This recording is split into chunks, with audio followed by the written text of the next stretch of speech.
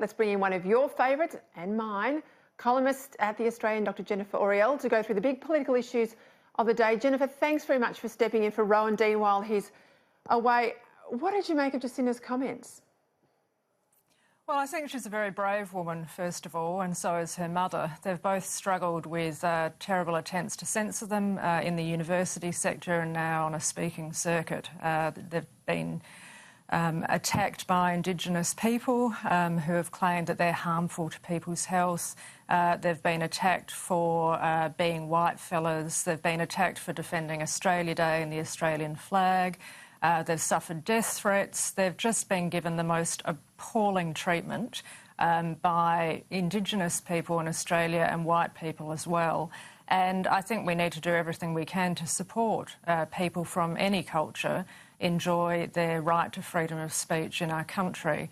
We certainly can't allow violence to overtake and the threat of violence and that kind of abject bullying to become part of our public square in Australia, and it has been the case for many years now that people right of centre are bearing the brunt of that kind of crude incivility in this country, and it has to stop.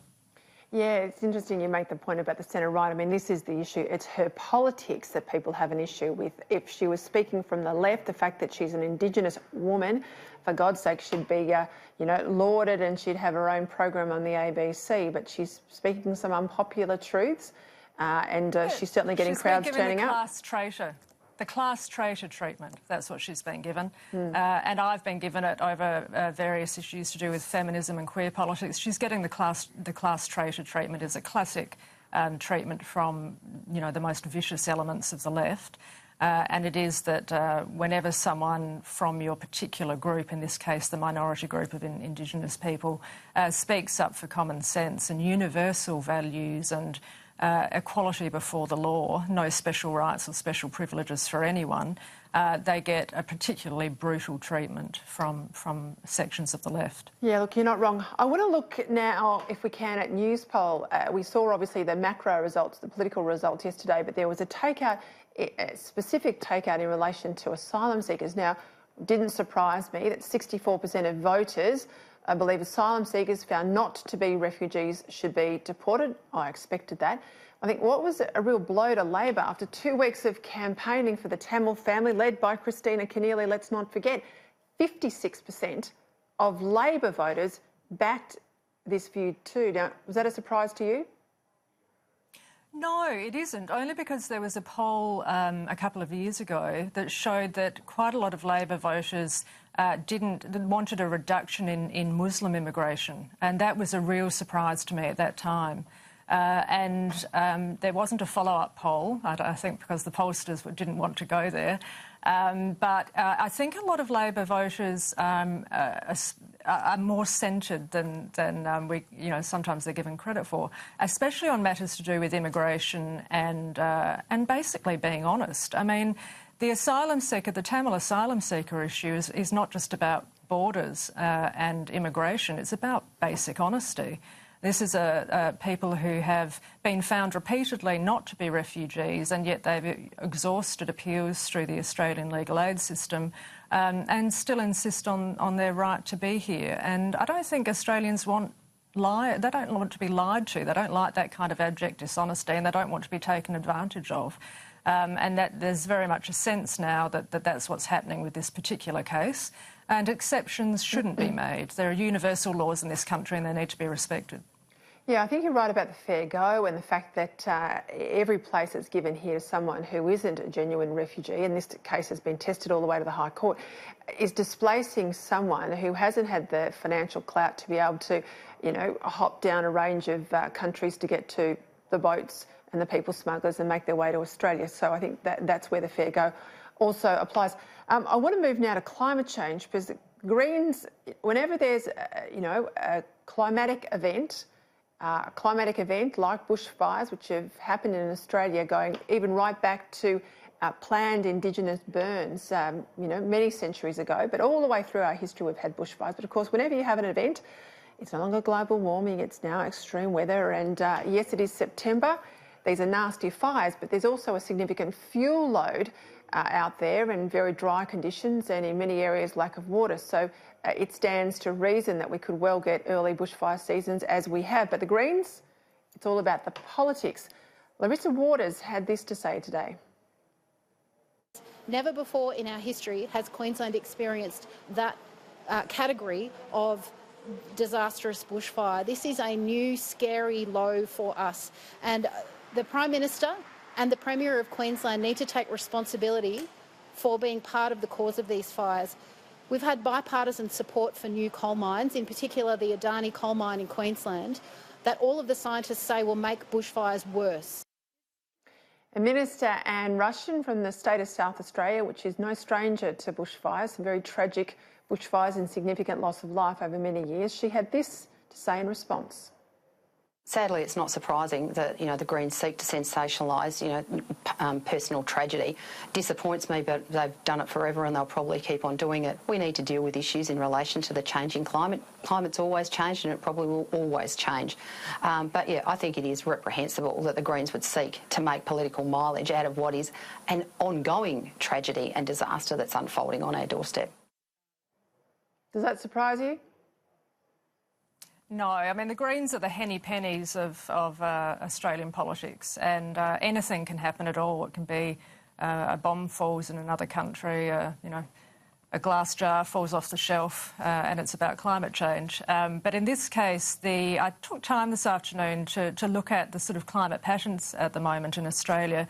And the Bureau of Meteorology is talking about the Indian Ocean dipole, and this is this movement of air that can influence Australian temperatures, particularly in southeastern Australia.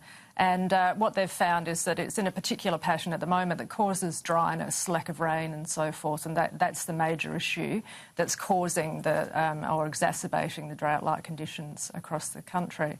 But one of the things that's really disappointing in this is that when you attribute a cause to a terrible situation like a bushfire before the cause is actually found, it means that you can't prevent it properly in the future. You can't have proper mitigation if you just say it's climate change instead of looking for other factors that might be contributing, like arson, which is a big cause of major fires in Australia. Faulty power lines have been a cause of major fires in Australia.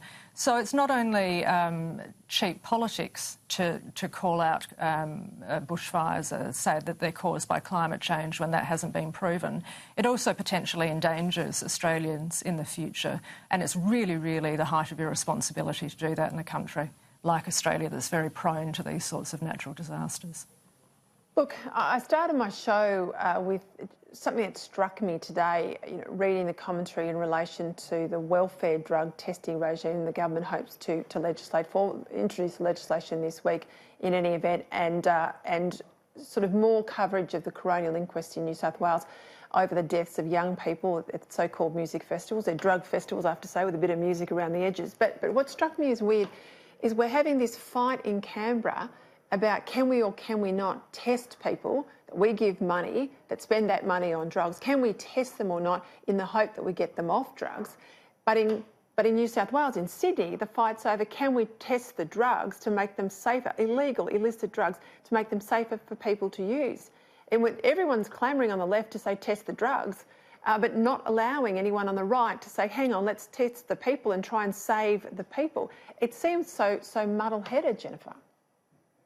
Well, there's actually really entrenched in health policy. There's this kind of difference between the harm reduction approach, where you deal with the substance or the medicine, and then there's the behavioural change approach, which is where you look at the root causes of the harmful behaviour.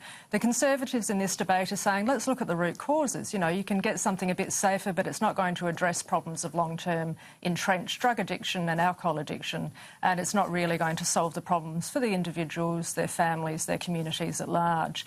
What I really like about this government's approach to welfare reform, and it's looking very closely at drug and alcohol addiction issues and how they figure into dependency on welfare systems, long-term unemployment, poverty and violence in certain communities.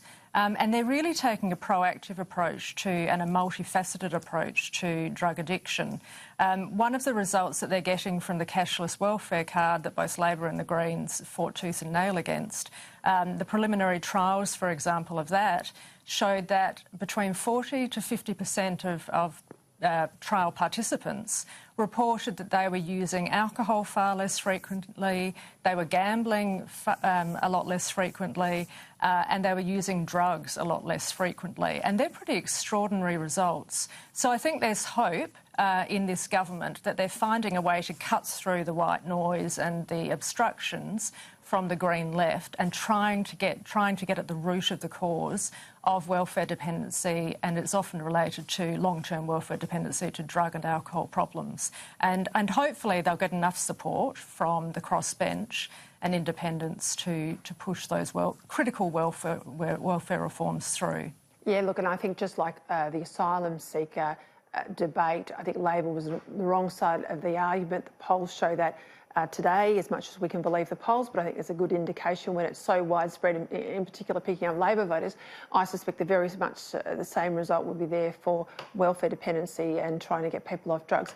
Just before we go, you and I have both written a lot and talked about a lot the issue of women in politics and that false war that was perpetuated last year by the Julie Bishops and the Julia Banks and others, particularly in relation to the centre-right of politics. But I saw an interesting survey out today from Chief Executive Women. It's about the percentage of women CEOs and in executive teams of large companies. So this is the ASX 200. The green bar there is CEOs. The yellow bar is Chief Financial Officers, CFOs. They love the acronyms, these guys. But anyway, Chief Executive Women, well, they've found out that diversity amongst their own ranks, despite lecturing and hectoring politicians and others, only 6% of chief executives amongst ASX 200 companies were women. Now, it's gone down. It was 7% last year. It's 6% this year. And the number of female chief executives in that 200 companies, last year was 14, this year was 12. Out of 200 companies, I might add 25 new CEOs were appointed in the last 12 months, and out of the 25, only 2 of the new appointments were women. Now, this is business, you know, do as I say, not do as I do. And also, I have to say, the number of women in the executive ranks are also low. I think I have to say that there's a wrong-headed debate about getting women just on boards thinking that's going to change the issue. But if you haven't got women coming through an organisation, if they're not in the executive team, they're not going to be CEOs. They're certainly not going to be board ready. Yeah, I mean, you're right, there is a real question here about how much women are doing to promote other women in their ranks. And also looking at the question of merit, though. I mean, it's the thorny issue, isn't it? Because what they found recently, it's the most important issue.